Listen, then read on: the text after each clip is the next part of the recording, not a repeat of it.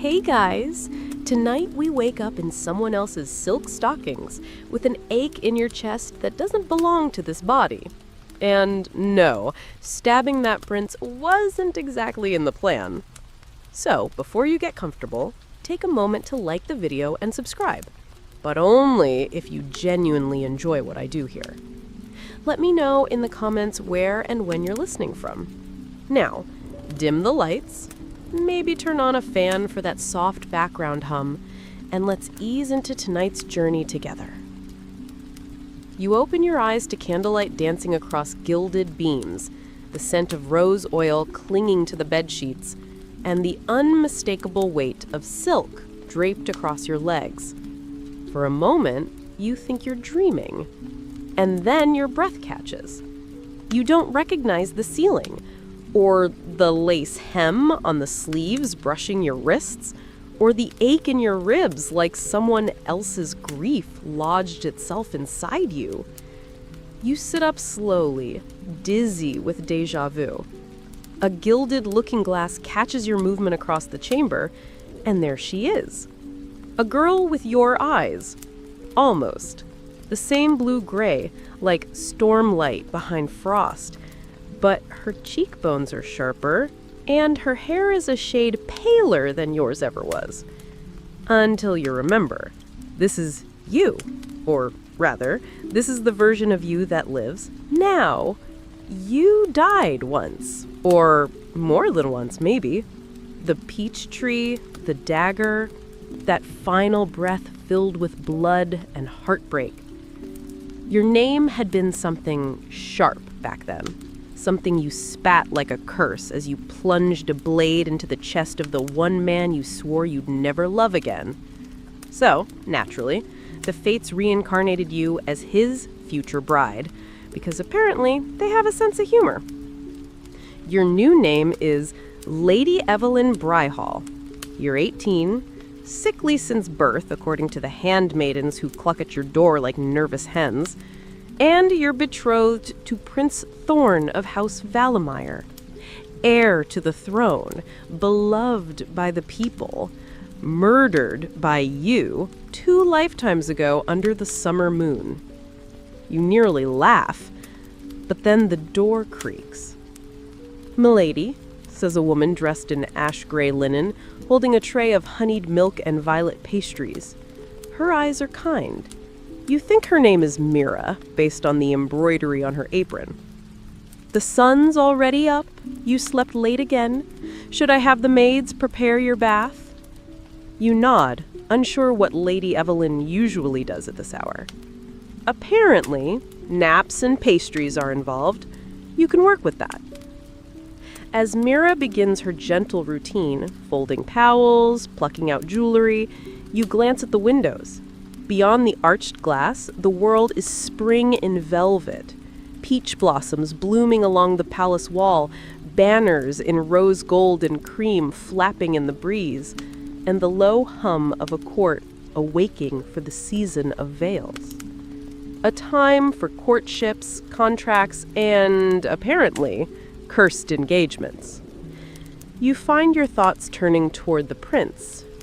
You don't remember much about the last time you saw him, just the sick shine of moonlight on your blade, and the way he whispered your name like a prayer, even as you killed him. It hadn't been this name, of course, but the weight behind it had been the same. He was beautiful back then, or cruel, maybe both. A man who smiled with all his teeth and danced like the world owed him grace. You can't recall why you killed him, only that you had to. Maybe he betrayed you, or maybe you betrayed him. Somewhere between the bath and the 4th pair of corsets Mira tries to lace you into, you realize something very important. You are not Evelyn. Not really. And you're going to have to fake your way through this new life until you figure out why you're here and what the universe wants from you this time. By the time you're finally allowed to eat, your tea is lukewarm, your thighs are sore from sitting at odd angles in stiff brocade, And your handmaiden tells you that you're to walk in the East Garden today, to clear your humors, as if that's a thing people just do. Apparently, in this kingdom, there's a belief that emotions rot the blood if you don't air them out with daily walks. That's why lovers here stroll under moonlight after arguments. It's not for romance, it's to prevent melancholy from turning the heart black. Neat. The East Garden is manicured to perfection. Lilies trained into spiral shapes, hedges clipped to resemble stags and swans. The fountain sings with crystal tones. You wonder if it would notice if you screamed. You don't get a chance to try, because as you round a corner, you almost collide with him. Prince Thorn Valamire. He's not dressed like royalty. No crown, no guards, just a loose shirt, open at the throat, dark riding trousers dusted with dirt, and a glint in his hazel eyes like he's already halfway through a joke he hasn't told yet. He steps back, bows, just a fraction. "My lady," he says, and his voice is deep, familiar, too familiar. Your heart stumbles. You open your mouth to curtsy, to apologize, to say something that isn't, "I stabbed you once," but he beats you to it. "I know you," he says softly, and that's when the world shifts again. A strange breeze curls around your ankles, the scent of peaches, though there are none nearby. A bell tolls in the distance, even though it's not on the hour. A superstition here says that when the bells toll early, a soul is remembering something it shouldn't. You blink, and in the time it takes for your lashes to lower and lift again, the prince is gone. Just gone. Like a mirage. You look around, the hedges are still. The breeze dies, but the scent of peaches lingers in your nose. Maybe you're going mad, or maybe just fate just rang your bell. Either way, one thing is for sure. You were never meant to wake up in this life quietly. You don't breathe for a moment. Just stare at the empty path, the spot where he stood, as if the very air still holds the shape of him. "I know you." You press a hand to your chest, half expecting your heart to leap out and run for the hills. He remembered, or at least something in him did. A sliver, a shard. Enough to look straight through your silk and bone and say what no stranger should. Back in your chambers, you stare into the mirror and rehearse what you'll say when you see him again. Something clever, disarming, maybe a little cutting. But here's the thing. The moment's already passed, and it's not coming back. At least, not on your terms. The palace runs on a strange clockwork of rules and rituals. Every hour is accounted for. At midday, the noble women take needlework lessons in a sunlit gallery that smells like lemon polish and powdered patience. You prick your finger twice in the first 5 minutes. Someone named Lady Elethea giggles behind her sleeve and whispers, "She bleeds already, and the wedding's months away." Classy. Later, you're herded into a marble hall for graceful movement, which is really just dancing with a fan while trying not to trip over your skirts. The fan has swans painted on it. You suspect they mock you. By sunset, your legs ache, your cheeks hurt from pretending to smile, and you've learned 3 things. Lady Evelyn was quiet, fragile, and slightly adored by the court. You are none of those things. You are being watched.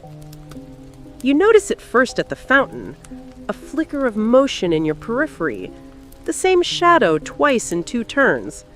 Then again near the conservatory, a figure with a cane, too still to be a gardener.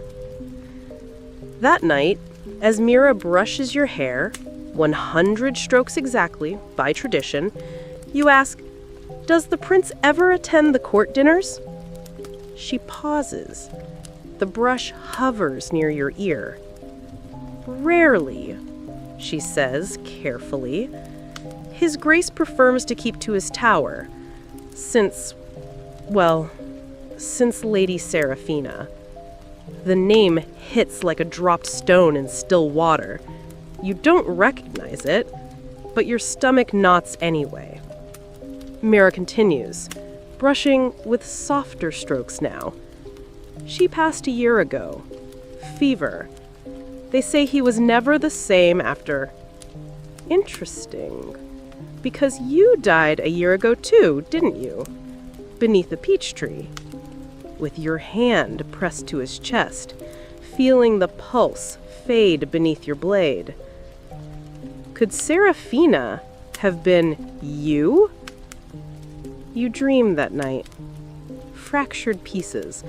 A pale girl with your hands, coughing up blood in a bed shrouded in velvet. A prince begging her to stay. Her fingers curled around the locket. A ring dropped in water. A whisper. "You must not remember." You wake, cold, sweating, furious with a grief that doesn't belong to this body, but does. The next morning, you find yourself summoned. Not to court, not to lessons, to the West Wing, the Royal Wing. An honor, or a trap. The summons is written in gold ink on blue parchment, sealed with the royal crest. A stag pierced by 3 arrows. Subtle. You're led through halls lined with velvet drapes and portraits of ancestors with suspiciously intense stares. One painting looks too much like Thorn, another too much like you. The guards open double doors into a tower chamber filled with light, maps, and the scent of burning cedar. And there he is, Prince Thorn. Wearing a black tunic this time, high-collared and embroidered with something you can't quite name. Thorns? Flames? Memories? He doesn't rise, just gestures for you to enter with a slight tilt of his head. "Lady Evelyn." You curtsy. He watches too closely. "Thank you for coming." As if you had a choice. He gestures to a pair of chairs near the window. You sit across from him. The silence stretches, filled with something too loud to name. "You don't remember me." Your spine goes stiff. "Should I?" His lips quirk. Not a smile. A test. He says, "There was a girl. Last year. She died in this palace. Fever, they said. But I was there. It wasn't fever." He leans forward, eyes sharp. "She screamed your voice when she died. Not Evelyn, not even Seraphina. A name that shouldn't exist anymore." You breathe once, then twice, and lie. "I don't know what you're talking about." A long pause. Then, to your surprise, he smiles. It's tired, crooked, real. Neither did I, the first few times. Your blood turns to ice. He rises and walks to the fire, tosses a dried sprig of lavender into it. Smoke curls silver. He catches your gaze. "There's an old custom in Valamir," he says. "If 2 souls die with each other's names on their lips, they're bound to find each other in every life that follows, whether they want to or not." The fire flares. You catch his gaze. "And do you?" you ask. Want to? A beat. Then, softly, I did, once. And that hurts more than you expect it to. He turns back to the window. You may go, Lady Evelyn, for now. Dismissed. You leave, but not before catching your reflection in the glass of the door. Behind you, in the mirror-like pane, the prince stands still, watching. Always watching. That night, Mira sets a small carved figure on your bedside table. What's this? She says, a hedgeman. You keep one near your bed to ward off dreams that aren't yours. Quaint. You wonder if it works on dreams that are yours, but shouldn't be. You fall asleep with the scent of cedar still in your hair and his voice in your ear. I did. Once. The palace bell tolls once just before midnight, and in your sleep, you swear you see a girl drop a ring into a lake of stars. You've made it 2 whole days without stabbing the prince again. That feels worth celebrating. But fate, apparently, prefers a more theatrical setting. By now, word has spread across the court. Prince Thorn is hosting the first masquerade of the season, and naturally, Lady Evelyn, his betrothed, must attend.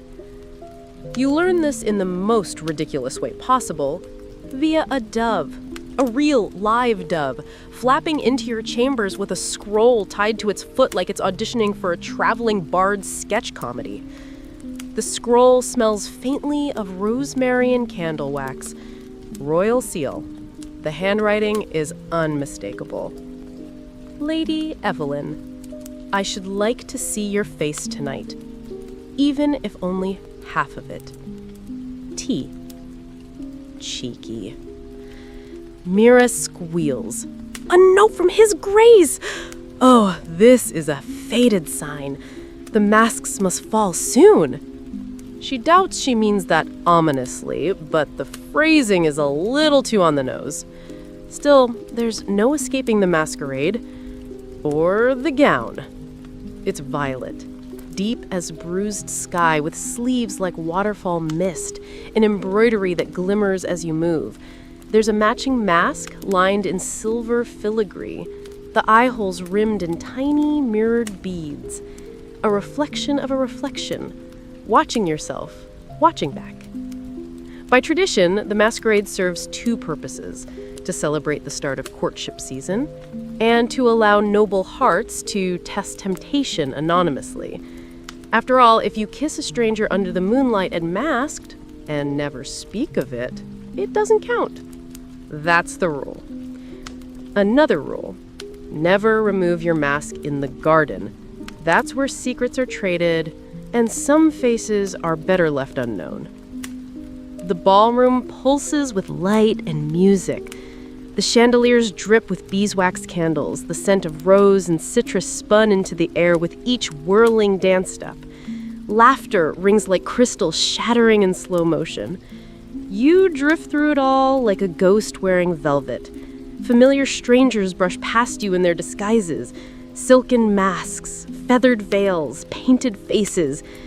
Every time you catch hazel eyes, your breath hitches, but none of them are him. Not until the waltz begins. You hear him before you see him. A voice like dusk falling. Dance with me, my lady. You turn, and he's already at your side. Mask black as obsidian, a half-smile carved on his mouth. He wears midnight blue, trimmed in slate gray, like storm clouds sewn into fabric.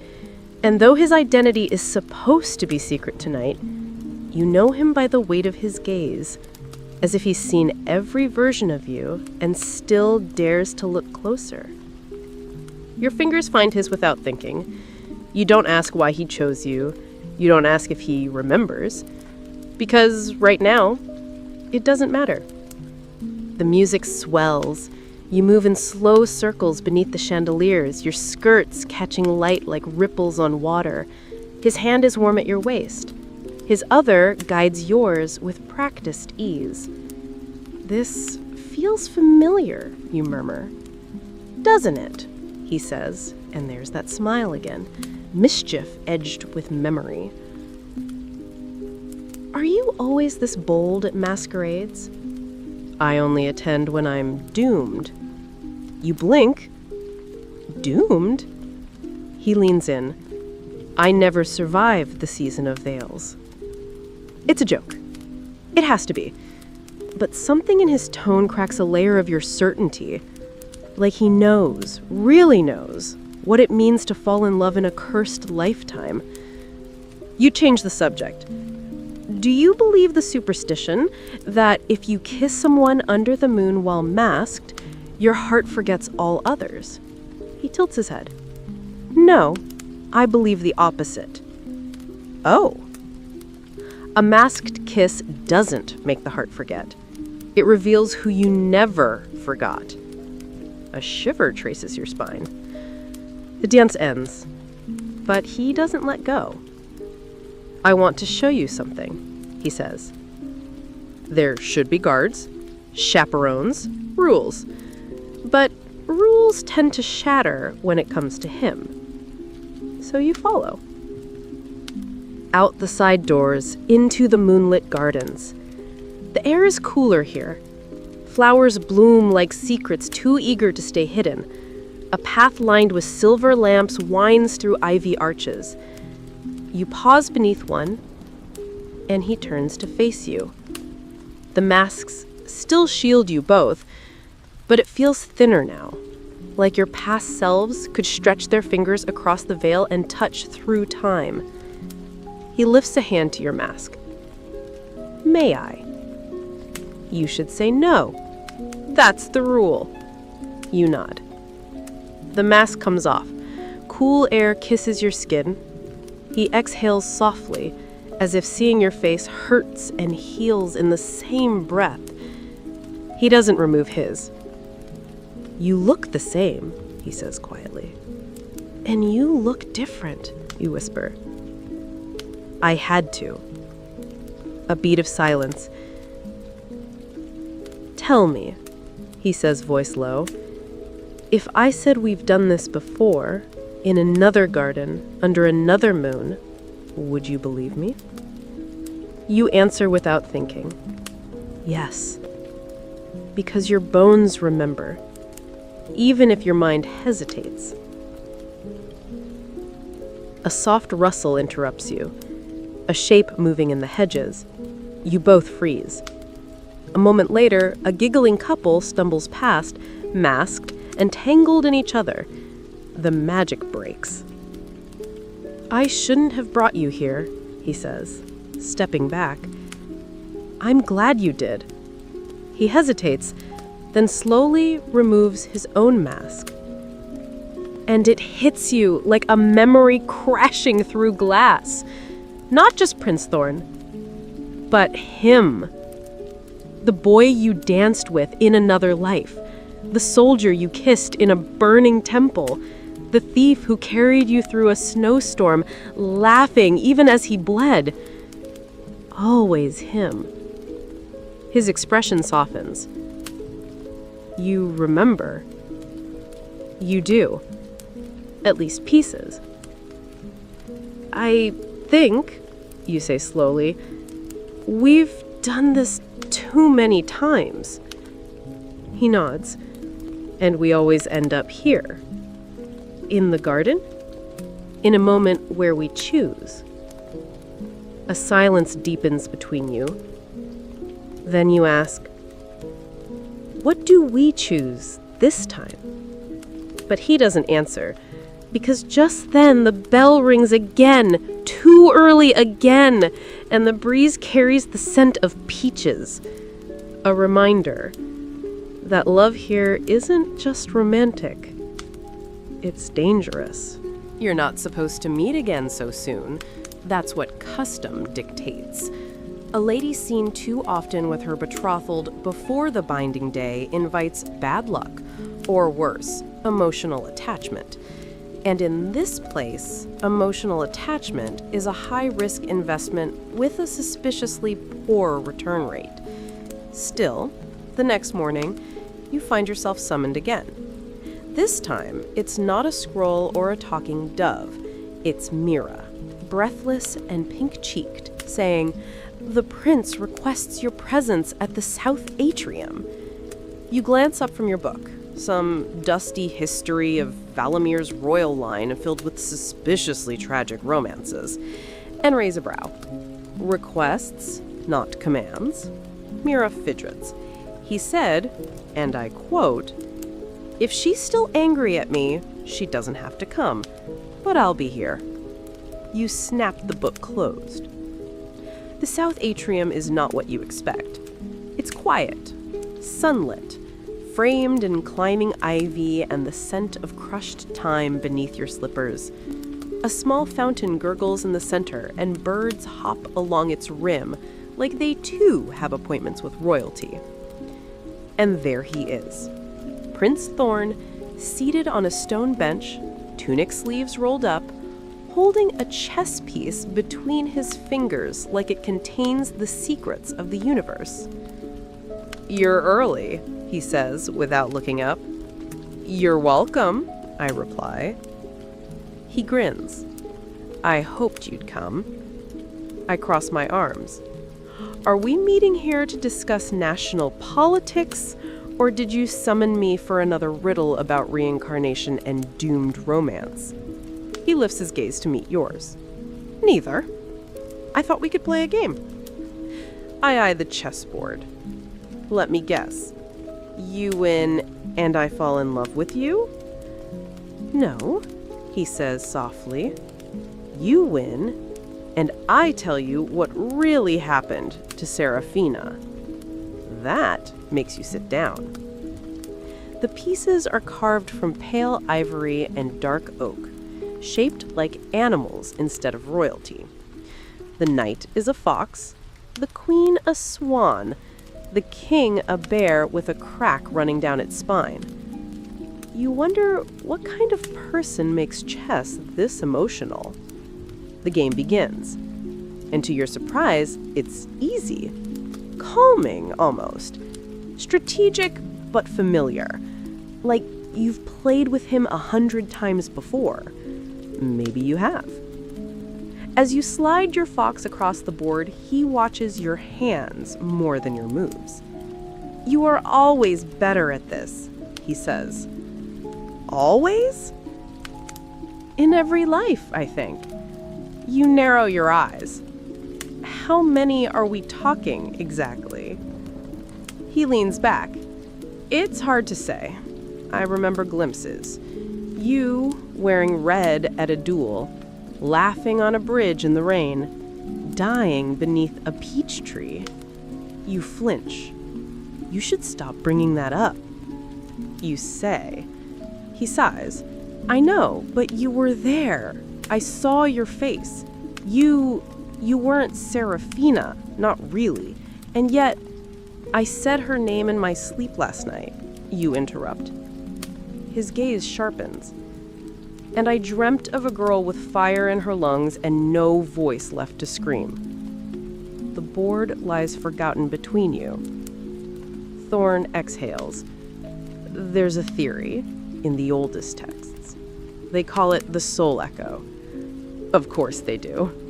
It's a belief from the mountain kingdoms that when two souls die with unfinished vows, those promises ripple through time until one life fulfills them. You blink. "Unfinished vows?" He nods. "We were married once, 1,000 years ago, maybe more. You were a priestess. I was not allowed." He doesn't elaborate, and you don't ask. Some memories are better left faceless. "So, what happens if we fulfill the vow?" you murmur. "What happens if we get it right this time?" Thorn's voice drops. "We stop being pulled back." A pause. A heavy one. And if we don't? You ask?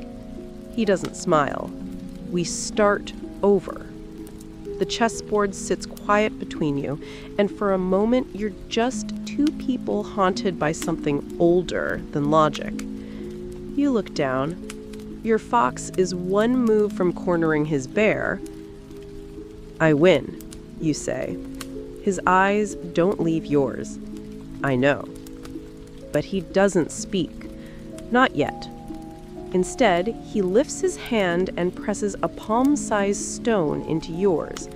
Smooth, warm, shaped like a teardrop. Take this, he says. It belonged to her, to Serafina, or to you once.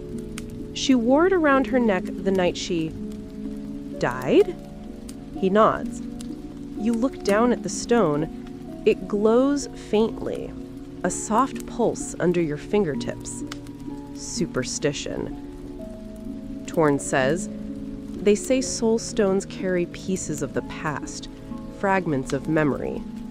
And you just give it to me? I need to know what you'll see when you hold it. That night, you press the stone to your chest before sleep takes you, and it opens something inside you like a book forgotten on a shelf. You see candlelight, a chamber in ruins, your hands bound in silk, and him, not Thorn, but still him, covered in soot, blood on his jaw, eyes wild as he cuts through the bindings. We don't have much time, he whispers. You grab his face. You found me. You always find me. And he says, not always in time. You jolt awake, the stone clutched in your hand like it burned you. Mira is already at your side, holding a silver basin and a bundle of lavender sprigs. I heard you cry out. Bad dreams? You nod. Just echoes. Then we must banish them with rosemary water and morning fire. It's how we cleanse unfinished dreams in Valamir. Another custom, another ritual to make you forget. You dip your fingers into the water. Let it drip down your temples. But nothing feels cleansed. The soul stone still pulses beside your bed. And the vow? It's still waiting. You're barely through your first cup of morning tea when the palace begins to hum with whispers. The royal oracle is here. You hadn't even realized there was still an oracle. Apparently, she only appears when the threads of fate twist too tightly for mortal hands to unpick, which sounds vaguely like a threat, or at least a plot device with excellent timing. Mira is beside herself. Oh, Lady Evelyn, this is rare. The last time she came, Queen Alina was still alive, and the river ran backwards for 3 days. That sounds excessive. It was terribly inconvenient for the fishermen. The oracle arrives in silence. No fanfare, no trumpets. Just a slow ripple of stillness through the air, like a forgotten song starting to play in the back of your mind. She's not old, not young. Her hair is silver, braided with vines that look freshly cut. Her eyes are milky, but not blind. More like she sees things you've forgotten how to look at. She walks straight past the throne room, straight past the grand stair, straight to you. Oh, good. That's not ominous at all.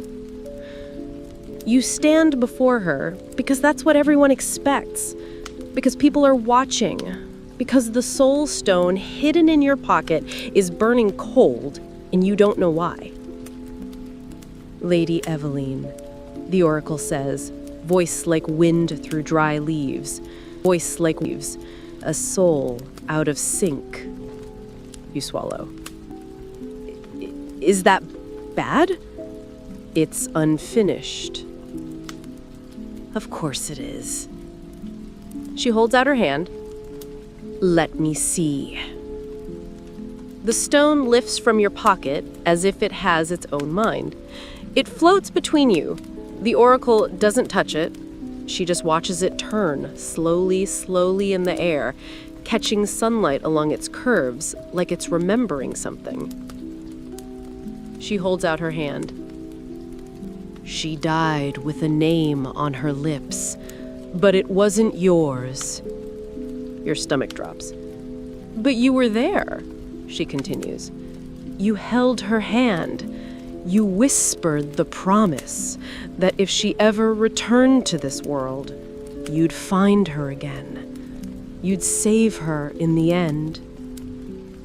Your voice is hoarse. But I'm not her.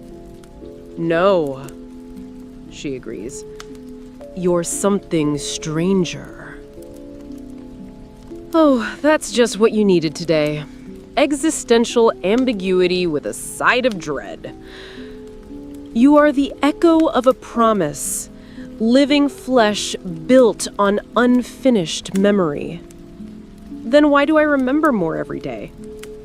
Because the veil is thinning, and the season of veils always demands a price. She turns to go. That's it? No prophecy? No dramatic warning? Just weird metaphysical commentary and a walk-off? You call after her, unable to help yourself. What happens if we don't finish the vow this time? The oracle stops, doesn't look back, then says, you begin again, but not together. And then she's gone. Later that evening, you find Thorn in the archives, his coat dusted with ancient parchment, and his mood set to existential crisis. I take it you spoke to her too, you say. He doesn't look up. She told me I'd die before our binding. You blink. Cheerful. She also said something about a mirror that doesn't reflect. I assume that's metaphorical. You sit beside him on the worn stone bench beneath the stained glass window. Or very poor interior design. He almost laughs. What do we do now? You ask softly. He looks at you. Really looks. We cheat fate. You arc your brow. With what? Dice? No, he says, serious again. With a trick older than time. This can't be good. You still have the soul stone. You nod. We take it to the mirror of no reflection. Oh, good. The mirror wasn't a metaphor. It's real. In the old crypt beneath the chapel, the one sealed after the fire. You frown. They say that place is cursed. They say a lot of things, but the mirror shows you the self that remembers everything, not just what this life gave you, all of it. You hesitate. And then what? Then we decide what vow we're really finishing. There's an old superstition in Valamir. If you descend into the crypts with a flame, and it flickers blue, the dead are listening. If it dies out entirely, they've already heard your secrets and judged them wanting. You bring 2 lanterns, one for you, one for him. As you descend the spiral stair, the air thickens. Smells of mildew, wax, and something sweeter, like dried apricots and smoke. I always hated this place. Thorn murmurs. You've been here before? In a dream. You believe him. The crypt is vast and arched, every column carved with stories. Lovers fleeing war, children turning into birds, A woman kneeling over a pyre, her tears turning into rubies. And at the far end, the mirror. It doesn't look like much, just a tall rectangle of silver glass framed in black stone. No reflection, no shimmer. You raise your lantern. The flame flickers. Not blue, but green. New, Thorn says tightly. It means new. You step in front of the mirror, and you see her. You, Seraphina. Hair longer, eyes darker, a scar under her chin from where she fell in her first sword lesson. 1,000 stories flicker behind those eyes. She speaks, but no sound comes. Still, you understand. Don't finish the vow. Change it. And suddenly, it clicks. You've been trying to repeat the past, not rewrite it. Thorn touches your arm. I see him, the boy I was. He died alone. You both stare at the mirror, and for a long time, no one says a word. Then you turn to him, and for the first time since this life began, you ask a different question. Do we still want the same vow? His expression softens. Maybe we want a different ending. Outside, the crypt door groans as it shuts. Above, the bells ring again. Too early, always too early. You don't talk much on the way back from the crypt. There's something too delicate in the air, like the silence between two falling stars, unsure if they're meant to collide or just pass each other again. Thorn walks a little ahead, the soul stone glowing faintly in his palm. You follow, half watching the curve of his back, the way his coat lifts slightly in the windless tunnels, like memory trying to rise. Back in the palace, everything feels louder.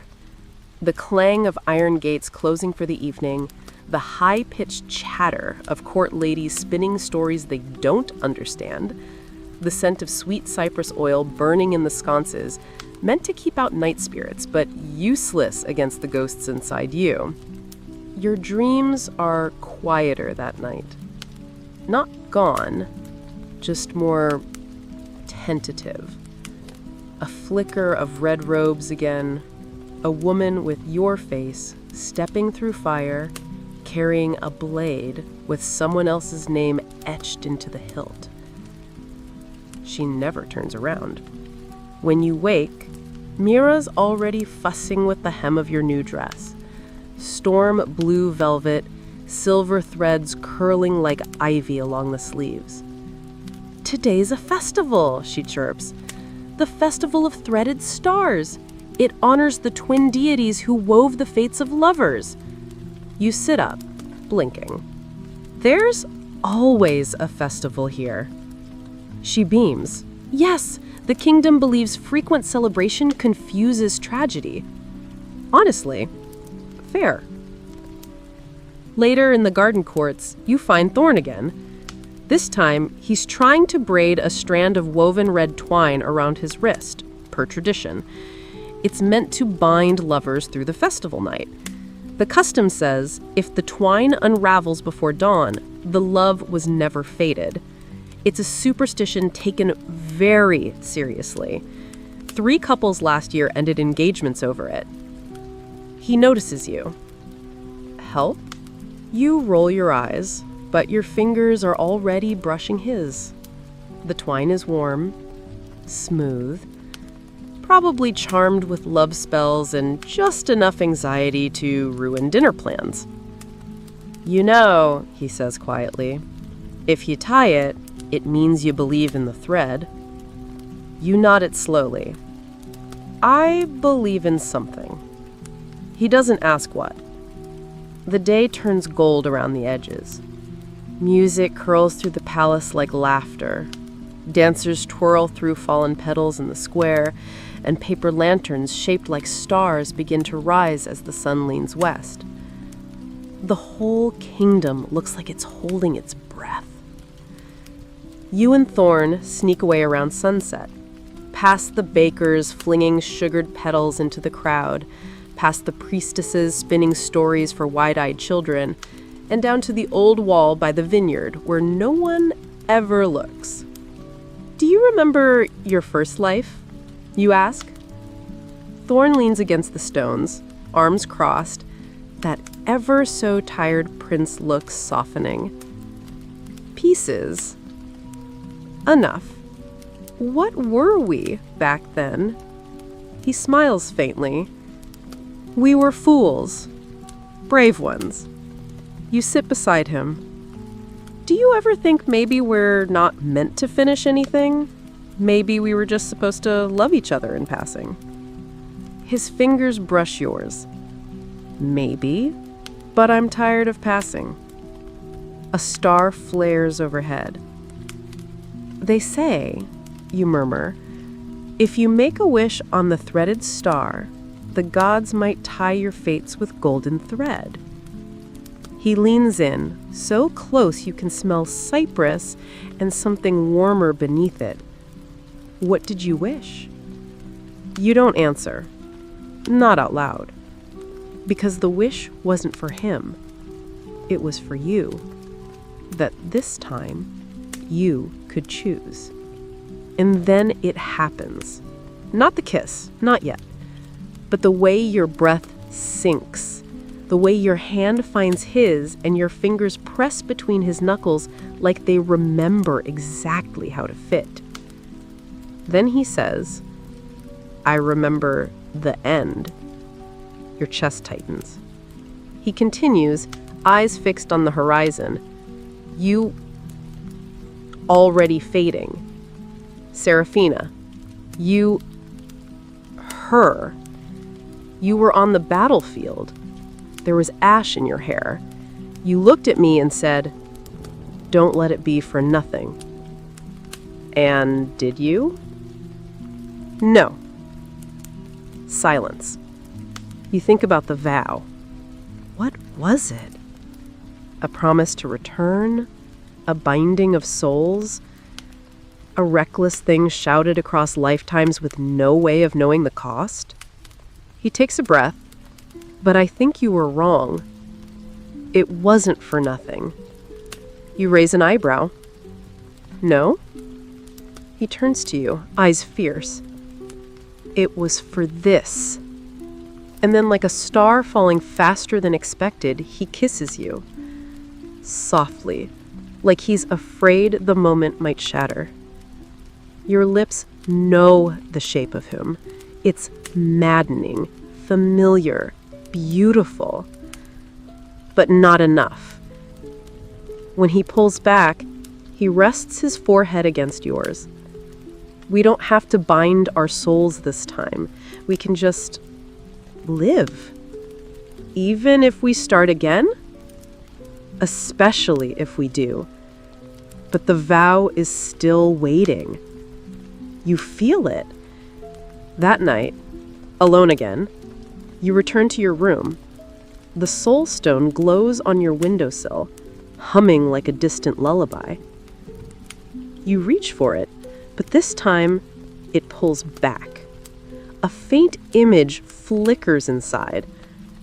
A temple on fire, a scroll torn in half, your face smeared with soot, screaming a name you don't recognize. There's more.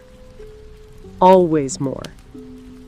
Maybe you were never meant to survive this time. But now, you're starting to wonder, what if surviving wasn't the point? What if choosing was? The next morning, there's frost on the windows, sharp and silver, like the edges of forgotten dreams.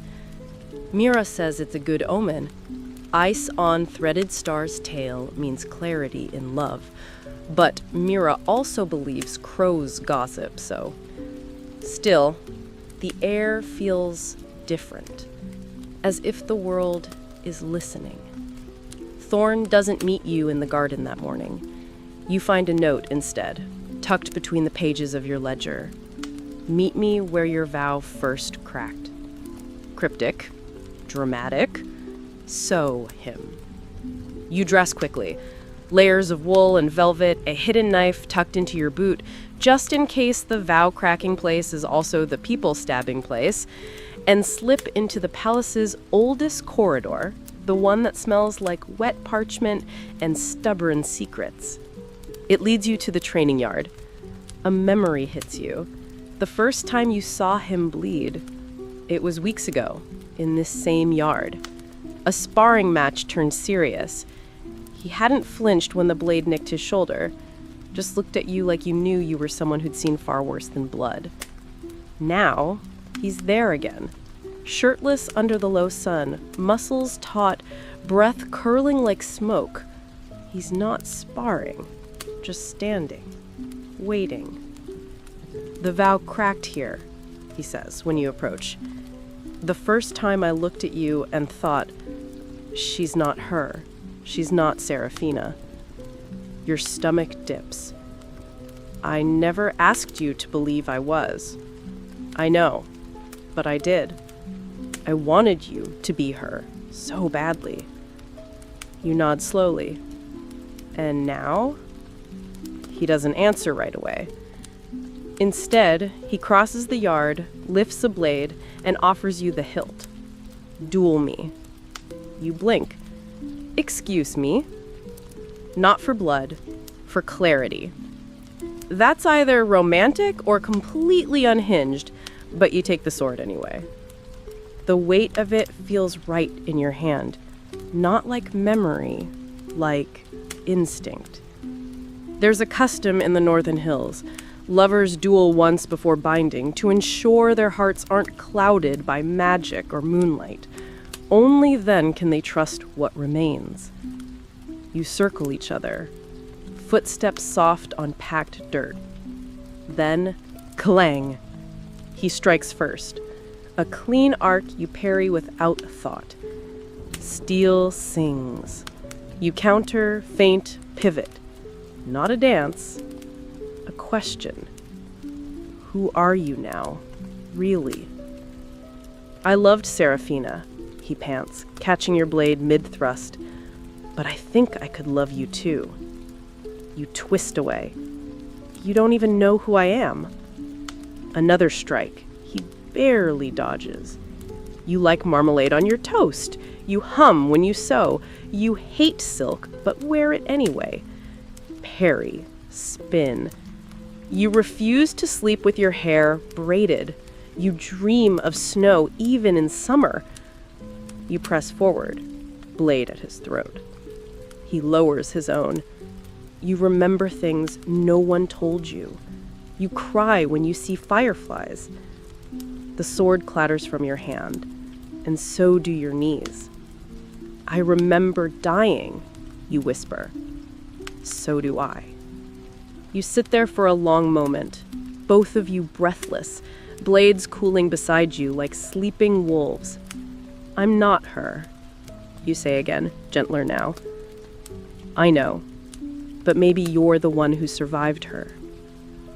The vow hangs in the air like a thread caught in wind. What if we change it? Not a promise to return, but a promise to choose. To choose this life, even if it ends. That night, the soul stone pulses so brightly it wakes you. You reach for it, but instead of light, it spills sound. A voice. Your voice. Don't let it be for nothing. But this time, there's more. I release you. You jolt upright. The vow broke? Or maybe it completed itself. You're not sure yet. But when you meet Thorn in the corridor the next morning, he's holding a different stone. Clear. Empty. He says, "Mine stopped glowing." You show him yours. Dim now, calm. So, what are we now? You ask. His grin is crooked, unfaded, which means we're terrifying.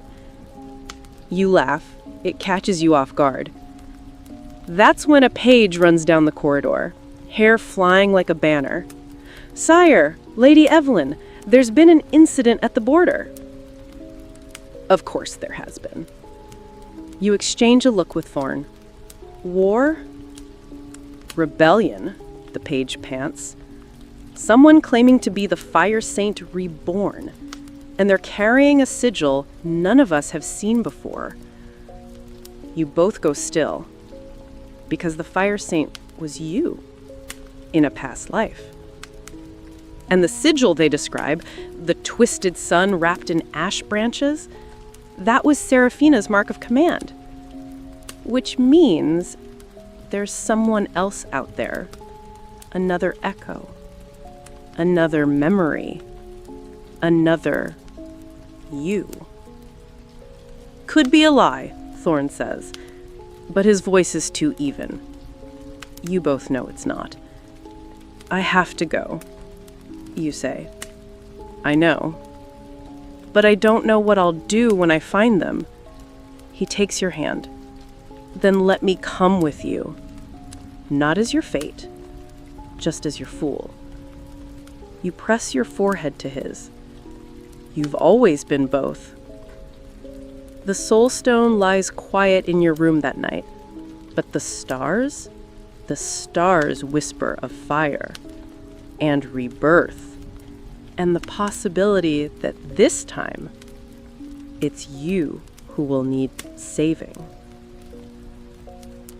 The road to the border is long, winding through copper-leafed woods and fog-kissed valleys. Your carriage creaks with every bend, as if even the wheels hesitate to move toward what waits ahead. Thorn rides beside you on horseback, cloaked in black and shadow, every bit the reluctant prince-turned-swordsman. It's strange how quickly the rhythm of the old world creeps back in. Guard rotations, signal flares, coded messages hidden in folds of fabric. But none of that unnerves you as much as the ache in your chest. A pulse you don't understand. Not fear, not quite excitement either. A twin flame, that's what it feels like. Mira, ever the loyal shadow, sits opposite you, sewing charms into your gloves. Protection threads, she explains, made from the tail hairs of midnight mares and the sighs of widows. Comforting, you mutter. She doesn't smile. They say if someone carries your echo and they're twisted by grief or betrayal, they become a revenant. You pause. A revenant? Mira nods. Not a ghost. Worse. A soul trapped in flesh, cursed to repeat a single obsession until it devours them. Your fingers twitch. What if this so-called fire saint isn't someone pretending to be you? What if they are you? The border town is called Elsmire. Its gates are blackened with soot, the sky above it bruised with distant smoke. The townspeople greet you with hesitant bows and wary eyes. The rebel calls themselves Lady Ashen, says the mayor, a stooped man who smells like worry and mint tea. She came a fortnight ago, preached fire and fury. People listened. You exchange a glance with Thorn. Lady Ashen. The name doesn't just ring a bell, it tolls one, loud and slow. You remember it from a dream once, or was it a death? You're not sure anymore. You tour the town in silence. Broken statues, scorched banners, offerings of burnt rosemary and dried pomegranate skins on windowsills, a ward against possession, a local superstition. If you feed the dead something bitter and something sweet, they'll forget to haunt you. At night, the dreams return, but this time, they're not from you. You see through someone else's eyes, someone who burns. She kneels before a great pyre, chanting your name like a prayer and a curse. You left me. You forgot me. I rose alone. You wake drenched in sweat. Thorn is already up, dressing for war. She's coming, he says simply. Scouts saw fire in the East Hills. You dress, fast, fingers clumsy. The air smells of flint and decision. As the sun rises, red and sharp as a blade, you meet Lady Ashen. Not on a battlefield, but on a quiet hill overlooking both your armies. She walks alone. Red robes, ash blonde hair tangled with gold threads, eyes like a mirror that's cracked and doesn't care. She looks exactly like you. Or rather, like Seraphina. Your breath catches. You? She smiles slowly. No, you. You're the broken piece. I am the vow unforgotten. Thorn steps forward, hand on his sword, but you hold him back. You walk to her, close enough to see the burn scars up her arms. Symbols etched into her skin like history refused to fade. You let go, you say softly. I released the vow. And you think that frees us? She hisses. I carried your name through fire. I remember what you gave up. She tosses something at your feet. A twisted piece of soulstone, still glowing faintly. Yours, from the life before this one. I am the part of you that stayed. You don't get to forget me.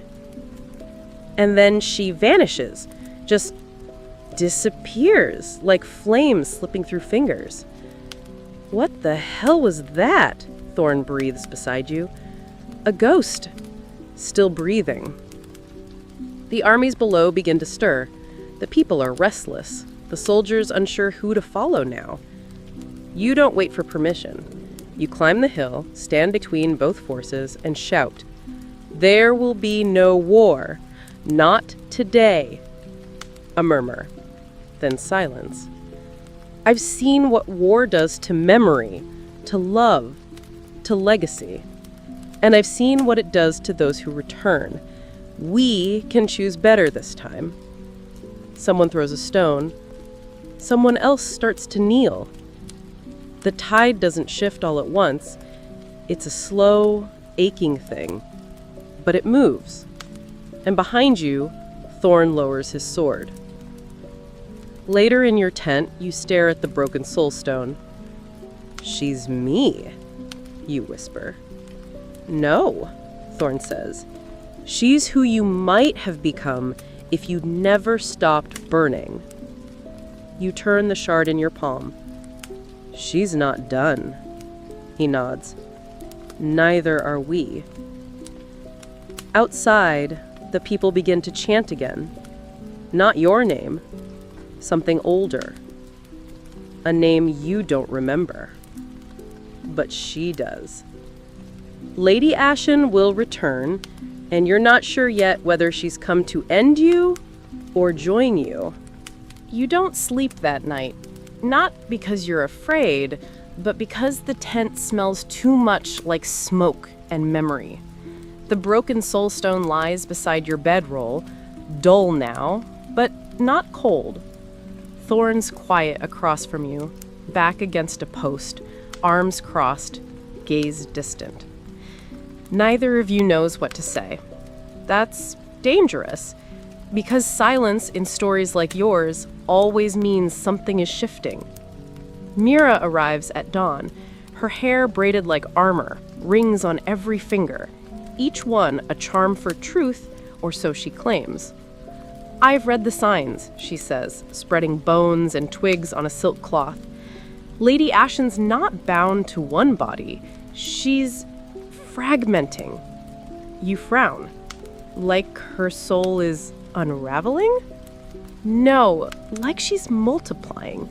Every time someone remembers her name, she becomes more real, more present. That's an old curse from the Hollow Priests. To speak a forgotten name is to breathe it back into flesh. So if people believe in her, she becomes stronger.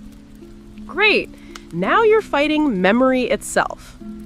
Outside, the air hums with tension. Villagers have begun painting the sigil of Lady Ashen on doorposts. For protection, they say. Better the ghost you honor than the queen you don't. You aren't a queen, but the shade of your former life casts long shadows. Even here. Even now. I want to find the Hollow Priests, you say, almost to yourself. If they started this curse, maybe they can undo it. They're extinct, Thorn says, burned out centuries ago. You glance at Mira. Are they? She hesitates, then nods slowly. One survives, in the ruins of Evenshade Abbey. Evenshade. You remember that place from a lifetime ago. White marble halls and voices echoing in endless chant. That's where Seraphina first learned to channel fire with her bare hands. No coincidence, then, that this journey brings you full circle. 2 days later, you arrive. Evenshade is half swallowed by forest now. Ivy clutches at shattered windows. Owls nest in what was once the prayer tower. But it's still sacred ground. You feel it in your bones. You step through the threshold and the air changes. Not colder, not darker, just aware. There's a superstition here. If the Abbey likes you, it will whisper to you in your mother's voice. If it hates you, it will echo in silence. You hear breathing. Your own? Maybe. Then footsteps. A figure emerges from the shadows, cloaked in green moss and age. They say, "I was wondering when you'd come." Their voice is neither male nor female. It's memory made sound. "You're a Hollow Priest," you ask. They laugh softly. "Was. Now I'm what's left." You explain everything. The vow, the soul stone, Lady Ashen. When you're done, they kneel and touch the stone. "She is a wound you reopened," they murmur, "but also a choice you haven't yet made." "I didn't choose this," you say. "None of it." "But you did, child. You chose to remember, and she is the cost of that." You clench your jaw. "Can I stop her?" They rise, bones creaking. You can meet her, truly, but not in war, not with blades. You must enter the Mirror Hollow. Mira inhales sharply. "That's a death rite." "No," the priest says. "It's a rebirth." The Mirror Hollow is beneath the Abbey, a ritual chamber once used by the ancients to face the echoes of their own pasts. It's said that you leave your reflection behind, and if it follows you out, you die within the month. Perfect. The priest paints ash on your cheeks. Leave behind your name, your vow, your love. Step in as no one, or she won't speak to you. Thorn pulls you aside. You don't have to do this. "I do," you say. "If she's a part of me, then I have to understand why she stayed behind." He touches your face. "Don't forget who you are in there." You smile faintly. "Maybe I'll finally remember." And then you step into the dark. The Mirror Hollow isn't what you expect. There's no mirror, only light. Endless golden light that pulses with breath and memory. And then, she's there, Lady Ashen. Not scarred, not angry, just quiet. She looks at you and says, "We were supposed to burn together." Your throat closes. She continues, "You left And I stayed. I held the flame. I kept the promise. You fall to your knees. I know, you whisper. And I'm sorry. She crouches beside you, fingers brushing yours. If I let go, what happens to me? I don't know. Then I'll stay, she says, until you need me. She presses something into your palm. It's not a soul stone. It's a seed, black as night, warm as breath.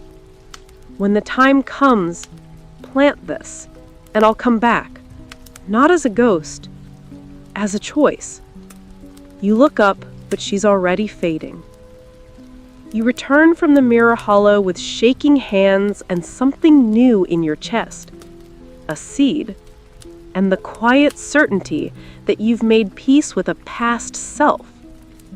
Mostly, because just before she vanished, Lady Ashen whispered one more thing. There's still one more echo out there, one neither of us made. You don't know what she meant, but you suspect you're about to find out. You carry the seed like it might shatter if you breathe too hard. Wrapped in silk, nestled in a pouch against your ribs, it beats with a slow heat, more like a heartbeat than a memory now. Lady Ashen's parting words won't leave your mind, no matter how much Thorn tries to distract you with maps, threats, or the occasional sarcastic remark about your emotional side quest through hell. Back in Elsmire, something shifted. The people no longer chant for Lady Ashen. They chant with her. Her sigils remain, but they've softened. Painted in golds and greens, woven into wreaths and wedding sashes. A town mid-transformation, like they're not rejecting you, but fusing the two of you into something they can understand. A single woman on the edge of town greets you with a loaf of blackberry bread in a strange blessing. May your ashes birth apples, not vengeance. You nod politely, even as your brain scrambles. That's an old saying, ancient even. You remember reading it once scratched into a prisoner cell in your first life, Seraphina's life. Something else is waking. You hear it in whispers, pockets of devotion not to Lady Ashen or to you, but to a third figure. No name, no face, just symbols. A moth pressed between glass, a coin with no face, a crown made of teeth. Mira calls it the Hollow Sovereign, a god without a body, a curse without a source. And apparently, it wants you, or her, or both. Thorn reads the reports with furrowed brows. If it's not from your past or hers, he says, we're not dealing with memory anymore. We're dealing with hunger. You don't like the way that word sits in your mouth. Hunger. It makes your skin crawl. And it all comes to a head 3 nights later. You're staying in a stone manor on the edge of a mist-swallowed forest. You wake suddenly. No noise, no nightmare, just awareness. You're not alone. You rise silent as snowfall and follow the pull. Downstairs, through the empty great hall, out into the moon-drenched garden where everything smells like cold roses and warning. At the center of the courtyard stands a figure. Not Lady Ashen, not Thorn, not anyone. It wears a mask of mirrors. Its robes shift like ink in water. Its voice, when it speaks, is yours, but older, wetter, like it drowned long ago and never forgot. Do you remember what you buried? It asks. You try to speak, but your voice won't obey. You burned for love. You bled for memory, but you killed for silence. And now, that silence has grown teeth. You whisper, "What are you?" The figure tilts its head. I am what was left when you ran, the part that didn't mourn, the part that didn't love. It steps forward. I am the hollow throne, and you are my heir. You run. You don't even think. Your body just reacts. You sprint through the night, lungs screaming, heart galloping in terrified refusal. The trees seem to bend towards you, whispering secrets in a tongue you once knew but buried. You crash into Thorn's room and shake him awake. His sword is in his hand before he's even upright. What is it? You just point to the window. But there's nothing there, only fog. And your reflection in the glass, mouth open like it's still screaming. In the days that follow, the sightings increase. Whispers of the mirror-masked one come from all directions. A child who vanished after drawing a crown in the dirt. A shepherd who found a field of sheep turned to salt. A witch who cut out her tongue after seeing her own death braided into your name. You realize the Hollow Sovereign isn't coming. It's already here. You gather the people in Elsmire and tell them the truth. Not everything, just enough. That something old is waking. That memory isn't the only thing that feeds ghosts. Forgetting does too. And whatever this Hollow Sovereign is, it feeds on what you all refuse to face. So, you make a choice. You declare a festival. Not of mourning, not of war, of remembrance. Mira suggests the name the Ember Wake. It's a quirky custom, one no one quite understands at first. You light lanterns for the lives you've forgotten. You burn scraps of clothing, bits of old letters, even unspoken regrets. People write down their worst mistakes, their hidden shames, and cast them into the fire with salt and sage. It's a feast of flames and forgiveness. And it works. For a time. The mirror figure doesn't return. But dreams return. Vivid. Heavy. Yours, but not yours. You see the Hollow Sovereign seated on a throne of glass, watching your past lives parade before it. Seraphina, cloaked in roses. A barefoot healer girl who died in a flood. A beggar prince with stars in his eyes. The Sovereign doesn't mock them. It learns them. One by one. Worse still, it watches Thorn. Every version of him. Knight, traitor, king, ghost. The Sovereign tilts its head. Fascinated. You wake in a sweat. This isn't just about you anymore. The Sovereign is studying love. It's trying to mimic it.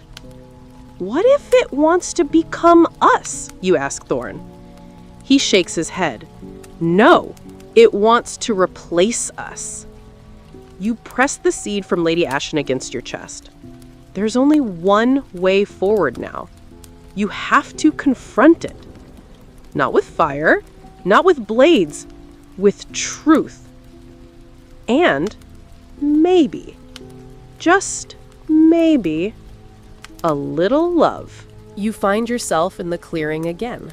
The one from that first night, centuries ago, when Seraphina bled her vow into the roots of an old ash tree. The bark still bears the burn marks. The stones still remember the fire. Only now, there are footprints beside yours, and they don't belong to anyone living. The Hollow Sovereign has been here. The air feels tight, as if the forest itself is holding its breath. Thorn stands beside you, expression unreadable, hand on the hilt of his sword, not for attack, but for comfort. You know that grip. You've held it in other lives. I think this is where it wants to end things, you murmur. He nods. Not a battlefield, a memory. You kneel and plant the seed. The soil drinks it up like a secret. Warmth pulses out in concentric circles, and the ground begins to glow faintly, like candlelight through skin. You whisper, Come back the way you left me, soft and burning. Nothing happens. Then a breeze. Then a scent, lavender and ash. And then she steps out. Lady Asher, whole of this time, human. Not a shade, not a scream. She looks at you with quiet wonder, and for the first time in centuries, she smiles. I didn't think you'd remember, she says. You reach for her hand. I promised I would. Before you can speak further, the forest bends, twists. The hollow sovereign arrives not as a figure, but as absence. Trees bend away, light flickers out, even your heartbeat feels muted. It doesn't speak this time, it reflects. Wherever you look, you see yourself, crying, screaming, laughing, burning, and Thorn, dying, begging, betraying. Don't look away, Lady Ashen says.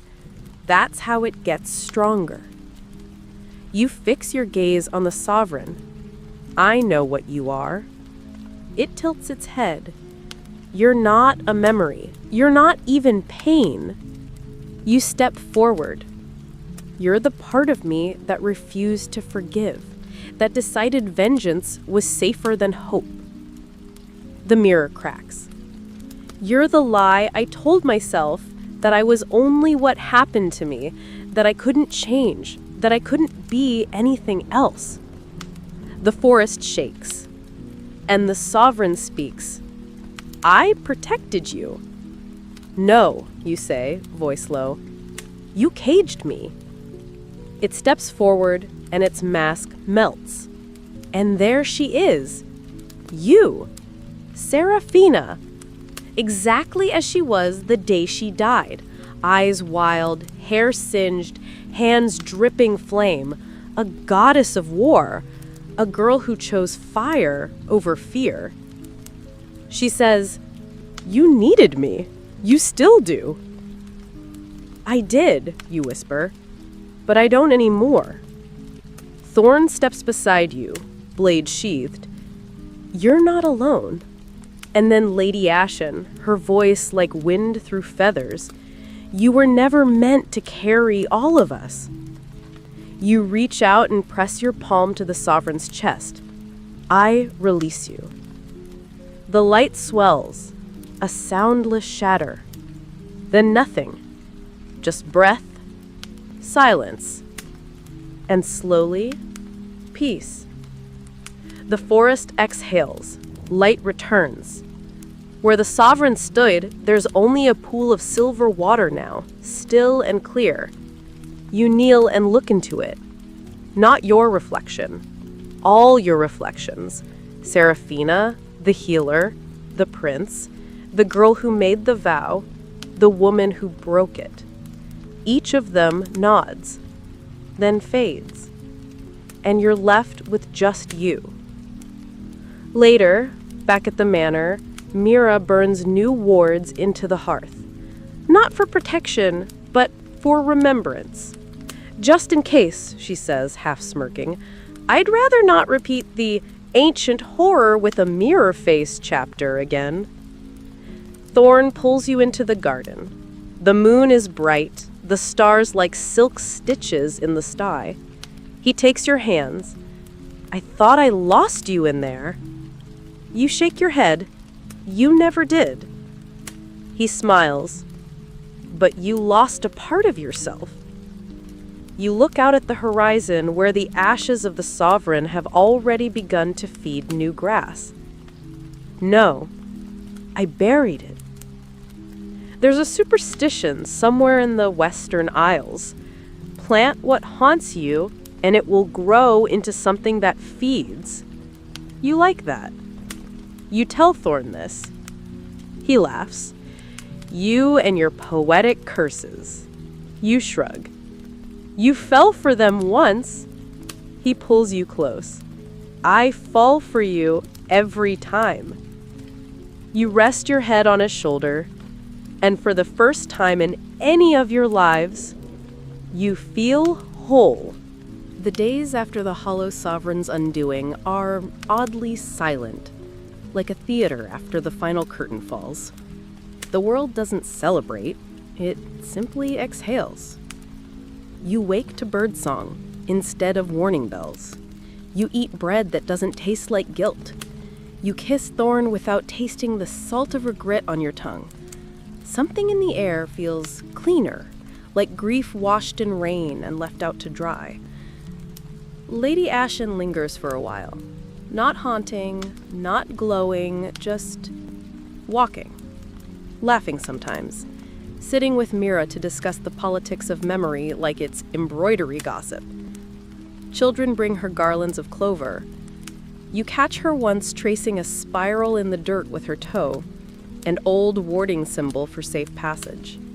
I don't belong here forever, she tells you one evening as the sun paints gold across the hills. You know that. You nod. But you belong for now. She squeezes your hand. Thank you for giving me that. And then, with no grand exit, no thunder, no scream, she simply goes, like she's stepping out of a dream. You grieve her absence the way you once grieved her presence, quietly, deeply. Thorn holds you through it, never asking for words. That's always been his strength. Not his sword, not his scars, but his patience with your silences. He's changing too. He lets the stubble grow in. He writes letters to a brother you didn't know he still believed in. You find him sketching, not strategies or maps, but the curve of your cheek as you sleep. He's softening, not growing weak, but choosing gentleness like it's the sharpest weapon he owns. You tease him about it, planning to become a husband instead of a warrior. He lifts an eyebrow. Can't I be both? Not if you still snore like a bear. It becomes a joke, an anchor. The two of you slipping into a rhythm you didn't realize you missed across lives. The easy banter of a couple who has died too many times not to enjoy the quiet. Elsmire rebuilds. The Ember Wake becomes a proper holiday. The people wear ribbons with written memories tucked inside, losses, triumphs, loves that nearly destroyed them. Then they dance until dawn and burn the ribbons in a final blaze, like feeding the night their stories so it will leave them in peace. A girl approaches you with one such ribbon. She doesn't speak. She just presses it into your palm and runs. You read the words. I miss my mother, but I remember her smile. You tie it to the wishing tree. And maybe, just maybe, you feel something shift inside you again.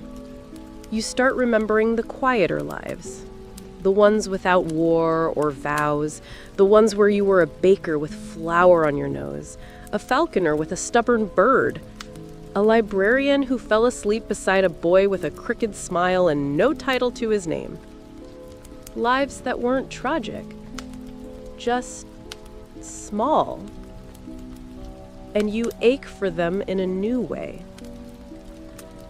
What if we don't reincarnate again? You ask Thorn one night, lying beneath a sky riddled with stars.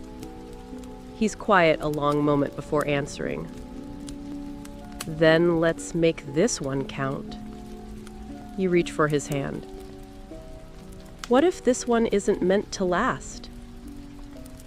He turns to face you fully. Then let's ruin it beautifully. And you laugh, because that's such a you thing to say, and he's stolen it. There's an old superstition whispered in these parts, the kind shared with cider and candlelight. If you kiss the one you loved in a past life, beneath the tree that remembers your name, your soul will finally sleep. You kiss him there, beneath the ash tree. No fire, just wind. just warmth. Maybe the kiss seals something. Maybe not. But that night you dream of a cradle instead of a coffin, of new life. The people begin asking if you'll stay for good. Some whisper of building a shrine. Others want a school or a council. They want you. But you don't answer right away, because something inside still shifts. Like the echo of a song unfinished. And one evening, Mira catches you staring at the horizon. "You're not done," she says, brushing dirt from her skirts. "Not really." "No, I don't think I am," you admit. She sighs. "Well, you'd better not die again. I'm getting tired of sewing your name into prayer flags." You chuckle. "No promises." She looks towards Thorn, who's leaning against the garden gate, watching you both with a tilt to his mouth that means he's listening. "You taking him with you?" You glance at him. "Always." Mira nods. "Good." And then she tosses you a folded cloth. It's embroidered with the crest of an owl holding a sprig of lavender. The world's changing. Don't let it forget who helped. That night, you and Thorn pack light. Just enough to move, just enough to remember. And before dawn, you ride out of Elsmire. Not running, not searching, just traveling. Together. The stars blink one by one as the sky grows pale. And somewhere behind you, a girl ties her ribbon to the ash tree and whispers your name. The road stretches before you like a ribbon of silver, winding through meadows where the flowers nod like they remember you. Or maybe they're just bowing to the wind. Either way, it makes you feel oddly adored. You and Thorn travel light. Just 2 packs, 1 blade, his, 1 book of odd herbs and curses, yours, and a small jar of honey from Mira in case the world still tastes bitter. At first, you don't know where you're going. You only know you're not staying. Elsmire gave you peace, but not purpose. And you've had too many lives to settle for half a story. Besides, you have this sense that somewhere, something unfinished still waits. Not danger exactly, just resonance. There's a village 3 days out, nestled between low hills and flanked by a willow grove. The kind of place where chickens outnumber people, and the innkeeper knows your sleep habits by the second night. You spend a few days there. You help deliver a breech calf with your hands in the mud, laughing when Thorn nearly faints. You sing to a baby with a fever, and the mother gives you a ring braided from horsehair and wild thyme. Quote, "for safe return," she says, though you didn't mention leaving yet. The villagers call you Wanderlight, some accidental nickname given by a wide-eyed boy who swore you, quote, "glowed in the rain," end quote. You kind of love it. But even this place, sweet and slow and unscarred, doesn't root you. One evening, as you sit by the fire with a warm drink in hand and Thorn reading with his boots off, a rare sight and somehow deeply scandalous, you whisper, "What if we're not done being legends?" He glances up. "We never were." He says it like a fact, not a compliment. Like he's certain that the world still needs you. That night, you dream of the past again, but not one of your own lives, someone else's. A face you don't recognize, a city of carved marble and blue fire, a promise made in a language that tastes like honey and coal. When you wake, your fingers are covered in ash. Just a thin trace, like smudged charcoal. But it's there. Another memory trying to slip through? Thorn asks, gently brushing it away with his thumb. You nod. Not mine. Not yet. It's said in some corners of the kingdom that dreams which leave a mark are summonings, not visions. That someone or something is calling. So you follow the pole. From the Willow Village to a cliffside chapel where the bell hasn't rung in 30 years. From there to the remnants of a library sunken into the roots of a petrified forest. Each place hums faintly with recognition, though you've never stood there before. At the chapel, you find a book inscribed with your name, but it's not your handwriting. At the forest's edge, a raven with one white wing follows you for 3 days before dropping a single coin at your feet. An ancient token with the crescent moon on one side and a hand holding flame on the other. You're being courted by fate again, Thorn mutters as you stare at the coin. You raise an eyebrow. Jealous? Terribly. I was hoping to keep you for myself at least another century. You laugh, but something about the coin stays with you. Its weight, its chill, the fact that you've seen that symbol before. Not in this life, but in a dream. That night, beneath a canopy of wind-whipped trees, Thorn builds a fire while you press the coin to your wrist. It burns. Not with pain, with recognition. A memory uncoils in your chest. Flashes of a time when your name wasn't Seraphina, or the Wanderlight, or any other echo. You were called Vyre, and you were a flame bearer in a city swallowed by its own ambition. And Thorn? He was there too. Not as a soldier, as a thief. You see his face, younger, slyer, still carrying that same damnable tenderness in his eyes as he lifts a relic from the city vault and turns to you with a grin. Wanna steal the stars, Vyre? You said yes.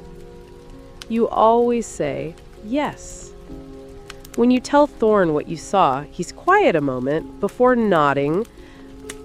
I dreamt it too. The city and the mountain. You were glowing. I was limping. He shakes his head with a crooked smile. Figures. Even back then, you were the light, and I was the guy trying to keep up. There's an old superstition among traveling folk. If your dreams begin to echo, your soul is catching up to itself. It seems your souls are sprinting. Should we go looking for it? You ask. Thorn leans forward, fingers brushing yours. We never left.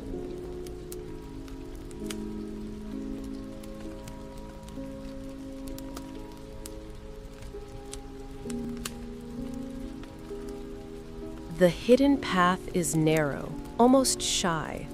It weaves between you and Thorn, under draping ivy, over forgotten stones that hum softly beneath your boots. Each step feels like a heartbeat, yours, or the forest's, or something deeper. You're not entirely sure anymore. Thorn walks beside you, silent but alert. You've come to recognize his different kinds of silence, the tactical hush, the thoughtful pause, the reverent quiet he gives you when the world feels holy. This is that last one. He knows. You're close now. The air thickens as you descend, not with mist, but memory. Sounds begin to echo slightly out of time, your footsteps doubling back a half-second late, the creak of leather repeating like a whisper. You glance at Thorn. You hear that? He nods slowly. It's the veil. We're slipping between. And sure enough, when you reach the base of the slope, The path opens to a city that shouldn't exist. Stone towers carved from obsidian rise in a crescent against a twilight sky that never fully darkens. Strange flowers bloom from broken walls. The streets are empty, but not abandoned. More like they're waiting. You walk forward. The ground doesn't feel like stone. It feels like glass. "Vyre," Thorn murmurs beside you, voice dipped in awe. "This was home once." You feel it too. Like waking up in someone else's bed and realizing it smells like your childhood. You pass a mural scorched into a wall, your face crowned in fire. Next to you, a cloaked figure holding a blade and a star. The sigil from the coin glows faintly beneath your feet. This was your city. Yours to protect, yours to doom. As you enter the square, the air tightens, an invisible boundary crossed. And the ghosts appear. Not scary, not angry, just present. They shimmer like heat waves, watching, familiar faces you've never met. The baker who gave you burnt honey rules, the archivist with ink-stained fingers who once kissed your brow after a long night of study, the thief you loved, and the one who betrayed you. Not Thorn, another, a girl with eyes like yours. She steps forward, spectral hand outstretched. "You forgot us." "No," you whisper. "I just wasn't ready to remember." There's a custom here, was a custom, centuries dead. When someone returned to Vyre after being gone a long time, they lit a sky lantern carved with a truth they couldn't say out loud. If the lantern rose cleanly into the sky, it meant they were forgiven. You find the remains of one tucked in a temple nook. It still smells faintly of myrrh and ash. You carve your truth into it. "I left because I was afraid I'd destroy what I loved." Thorn doesn't read it. He just lights the base with a flint spark. The lantern rises. It doesn't hesitate. Not once. The ghosts begin to bow, and slowly, gently, disappear. One remains. The girl with your eyes. She doesn't speak, just places something in your palm. A ring of braided copper and flame glass. You remember it now. A promise ring. You wore it when you first chose duty over desire. She steps back, dissolving into mist with a soft smile. Thorn catches your breath with his mouth. Not a kiss, exactly, just an anchor. You stand together in the dead city, and for the first time, it feels alive. "I think it wants us to rebuild," you say. Thorn studies the skyline. "We'd have to clear the ash." You nod. That's the easy part. There's an old belief, once held in Vyre. When all your echoes return, the soul is ready to rest or begin anew. You don't feel like resting. You feel like building. You camp that night beneath a broken colonnade. Thorn sketches city layouts in the dirt, adjusting for better sun. You write down rituals you half remember. Seed burning, skywatch blessings, memory offerings. It's quiet. No monsters. No sovereign. Just two souls figuring out how to start over. You lean into Thorn's side. "If we do this, it's not for glory." "No," he says. "It's for us." You think about all the lives you've lived, and how few of them you got to choose. Maybe this is the twist. Not a battle, not a sacrifice. Peace. A beginning instead of an ending. You make love that night under the stars, the city watching, the ghosts gone. Not desperate, not tragic, just gentle. You fall asleep with his hand wrapped around yours, both of you breathing slow and steady like the world isn't ending for once. In the morning, the city is still there. More real, somehow. The lantern you sent up glows on the skyline, and you get to work. because this time, you're not just trying to survive. You're building something meant to last. The days that follow pass like honey through a sieve, slow, golden, a little sticky around the edges. You and Thorn begin small. One room in the old academy gets cleaned out and restored, stone by stone. A library, because of course it's a library. You find your own handwriting in margins you don't remember writing. Spells half-finished, philosophies scrawled in shorthand. You laugh until you cry. Thorn adds windows to the tower above it so you can watch the sky change as you read. He does it just because you once said the stars made you feel safe. You didn't think he remembered. He remembers everything. A pair of traveling scholars stumble into the city by accident or fate and ask to stay. They're strange, charming, and one of them sings to bees. Within a week, they've cleaned the old conservatory and planted a new garden. One night over wine, the bee singer looks at you with narrowed eyes and says, "You two aren't just lovers, you're echoes." Thorn blinks. "Excuse me?" "Echoes," she says. "Souls that keep finding each other. Different names, same ache." You don't deny it. There's no point. The next week, a traitor appears. Then a blacksmith's widow with 3 loud sons. Then an exiled prince who insists on calling you your luminance, even though you throw bread at him. And slowly, quietly, Vyre begins to breathe again. They all bring stories of visions, of dreams that led them here. A woman whose dog led her through a cave. A boy who saw you in firelight and followed the smell of lavender and thunder. A pull, they say, a calling. And you realize it's not just your past life echoing, it's a symphony. Vyre wasn't just a city, it was a beacon. Maybe it still is. There's an old superstition whispered among those who walk between veils.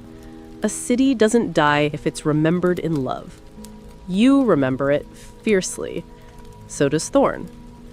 On the Solstice, you and he stand at the center of the rebuilt plaza. People gather, lanterns in hand, each carved with one truth they can't say aloud. Your lantern says, "I'm not afraid of losing you anymore." His says nothing, but when it rises, it blazes like the sun. Someone brings music, a violin, a flute, a tambourine played terribly, but joyfully by one of the widow's sons. You dance. You let yourself be happy. The sky ripples, just once, like it's clapping. The next morning, you find a stone where there wasn't one before, half buried in front of the old council hall. It's carved in the ancient tongue. You translate it together. Here begins the next echo. There's a hush between you after that, like the world is waiting to see what you'll say. Thorn breaks it first. Doesn't sound like an ending. "No," you say, and wrap your fingers around his. He grins. "Then I suppose we'd better say yes." There's a custom in Vyre, revived now, that when 2 souls agree to rebuild a life, they plant a tree where their shadows first touched at sunrise. Yours grows behind the library tower, an ash tree with silver-veined leaves. It bends slightly east toward where Thorn first found you. You talk sometimes about what the next life might be. If there'll be dragons, if you'll be enemies first again, or maybe just awkward shopkeepers. You hope it's quieter. But honestly, you wouldn't change a thing. There's a ritual now, something you started accidentally. At dusk, people sit along the old wall and whisper to the city. Not prayers, not wishes, just truths. I miss someone. I forgave her today. I think I might be loved. You whisper your own. I'm finally home. And the city listens. It always did. Maybe it's not about how many lives you've lived, or how many times you've fallen in love with the same soul in different bodies. Maybe it's just about this. You came back. You remembered. You built something again. And this time, you stayed. The breeze drifts gently through the ruins-turned refuge, stirring the leaves of the silver ash behind your window. Its rustling sounds like lullabies sung in languages long buried, soft as a lover's breath. The sky glows lilac with early stars. You and Thorn sit on the steps of the library, quiet, content. His head leans against your shoulder, your fingers tangled loosely.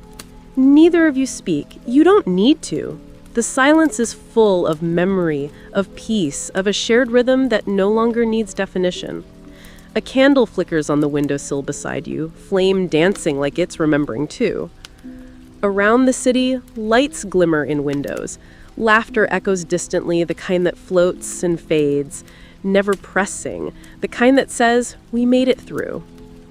A little girl runs by with a lantern shaped like a fox, her giggle trailing behind her like ribbon. Her parents follow, slower, hand in hand. You watch them with a smile and feel something sacred settle in your bones. A sense of enoughness, of wholeness.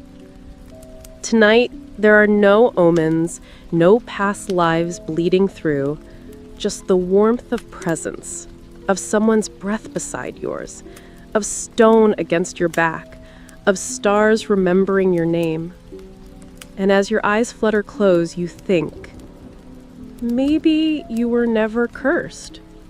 Maybe you were always become.